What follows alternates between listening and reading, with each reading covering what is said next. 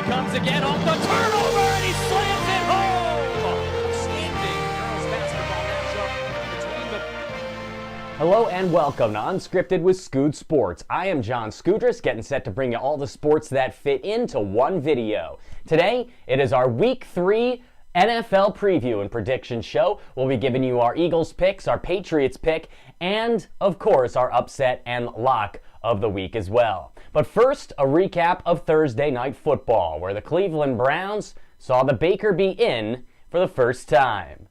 After Tyrod Taylor in the first half failed so epically of Nathan Peterman proportions, finishing the game 4 of 14 for a paltry 19 yards. In fact, he was sacked 3 times for 22 yards. He gave up more yards via sack than he got via the pass. Ridiculous performance from Tyrod Taylor. That opened the door for the Baker experience. Mayfield is in, Taylor is out, Cleveland is up, New York is down. Darnold, boy, 2 picks, 15 of 31. I think we all jumped on that bandwagon a little early when he tore apart Matt Patricia's pathetic defense and the Detroit Lions. But last night, it was the Brownies who came to play and who delivered on their promise to resurrect this franchise from the depths with which it's been in for 2+ decades. The 21-17 win covered the 3.5-point spread, made me a loser again. My record right now, as you see, terrible, as Charles Barkley would say. That's just terrible, Scooty. Well, guess what, Charles? It's a long season. Much like you on the golf course in 18 holes, it's gonna take a while. But right now, for the Brownies, it hasn't taken a while for their fans to get excited. This was basically their Super Bowl. I mean, prime time? When was the last time the Browns did anything on prime time? They beat the Steelers back, I think, in 2002 in prime time when they had Tim Couch en route to their only playoff appearance where they ended up choking a multiple touchdown lead in the fourth quarter against the Steelers, but that's neither here nor there. Cleveland finally has a winner, even if it is only for 1 game. After all, it was 600 days between wins for Cleveland prior to this victory last night, as they made me a loser, the Jets a loser, Sam Darnold a loser, and anybody who doubted Baker Mayfield a loser. A great job by Mayfield, great job by the Brownies. Excellent job by Carlos Hyde on his 28th birthday. He's expecting his child in just a few hours, and then he comes through for my fantasy team, get me 2 touchdowns, 98 yards on the ground, and helping to support the Cleveland Browns and Baker Mayfield in their first victory of the season. Without further ado, let's get on the move and check out our picks of the week.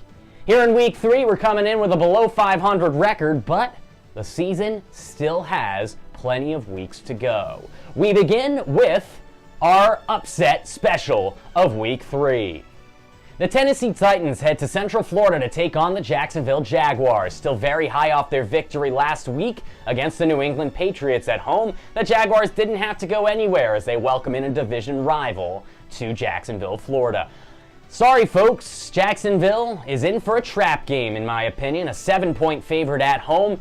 People seem to be forgetting that the Tennessee Titans swept the Jaguars last year. Yeah, that's right. Jacksonville scored just a combined 26 points in their 2 games against Tennessee, as the Titans, also a playoff team a year ago, swept the Jags right out of their house last season. And I see that happening again. Upset special of the week. The Tennessee Titans outright, as Mike Missinelli would say, outright will defeat the Jacksonville Jaguars on Sunday afternoon. My prediction, the Tennessee Titans 24, the Jags of Jacksonville 17. My lock of the week coming up here. I had a couple of very, very tough calls on the lock of the week. A couple of games I wanted to go with.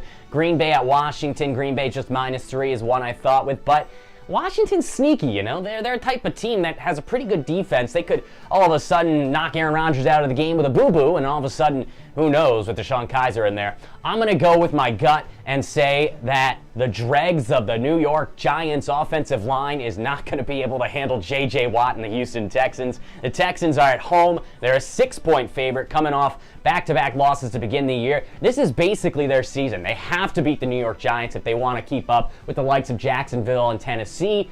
I see Houston easily winning this game. Have you seen the New York Giants offensive line? Eli Manning spent more time on his back than Stormy Daniels at a Trump Tower party. I mean, we're talking about J.J. Watt, Whitney Merciless, Jadeveon Clowney.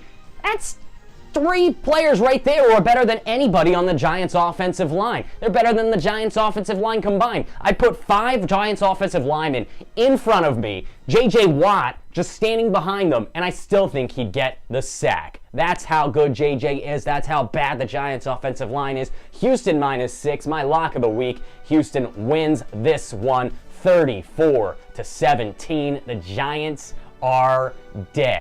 My New England Patriots pick of the week. This week they are seeing a familiar face from Motown, as Ford Field in Detroit is the host of Sunday Night Football, as the New England Patriots are 7-point favorites taking on their former head coach Matt Patricia and the Detroit Lions. Let's take a look at this matchup. Of course, you have the Patriots, who added Josh Gordon this week. They say he's going to probably suit up. I don't know how active he'll be in the offense, having only come over just a couple of days ago. He'll probably be high, he'll probably be drunk, so he'll probably catch 3 touchdowns. That's how Josh Gordon works. But in the end, Tom Brady and company are going to have just too much firepower for a Detroit Lions team whose defense has looked like Tuskegee University so far through the first couple of weeks. I mean, they're terrible. Matt Patricia picking up right where he left off after giving up 41 points in the Super Bowl to the Eagles. And I think that he's going to give up a 40-burger again, my friends. The Patriots win this one. They cover the 7 points easily as they defeat the Detroit Lions by the final score of 44-17. Ooh, Matt Patricia, you might want to start updating that resume. I think you could probably get a job somewhere in the SEC because they love to take failed NFL coaches and turn them into stars. And finally, my final pick of the week, the Philadelphia Eagles welcome Carson Wentz back under center as they host the Indianapolis Colts for their second home game here in 2018. A lot of Eagles fans disappointed by the way the defense played last week against the likes of Ryan Fitzpatrick. They're concerned that Andrew Luck's a step up from him and things are going to go awry here in week 3.